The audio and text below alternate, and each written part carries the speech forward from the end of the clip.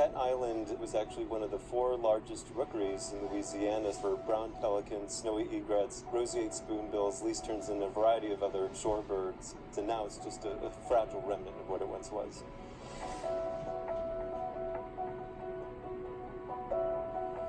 In 2010, prior to the oil spill, this was a pristine island with about 8-foot mangroves. It was roughly around 5.5, almost 6 acres. This was ideal nesting ground for migratory birds in the wintertime looking for places to nest for the spring. Well, the oil spill hit, and these little islands were here to greet the oil. The oil comes in, it kills the mangroves, which then kills the root system, and the root is holding together this island. And without that root system holding together the sediment, it just erodes away. In just 5 years, we've seen this island almost disappear, and probably by the next anniversary, this island will be gone. The U.S. Wildlife and Fisheries studies show that chicks, when they're born, will imprint to these islands. So every year, they return to the same place they were born to breed and nest again.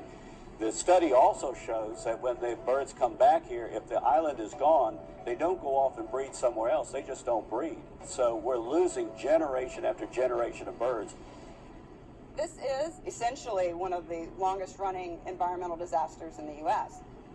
5 years later, oil is still coming ashore here and will continue to come ashore here as scientists have found immense tar balls and oil still remaining at the bottom of the Gulf. See where the oil is? This is all oil up in here. Ultimately, what this means down the road, we don't know. We know when the oil spill hit, in the first 95 days, over 800,000 birds perished. What does that mean for the long-term stability of those populations?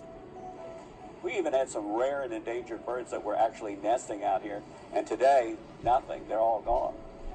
There is an effort to restore this island and to bring the sediment back and the mangroves back. So if we don't start doing restoration now in environments that were oiled, the harder that's going to be. It's going to take more resources, more money to build back what was there before the oil spill.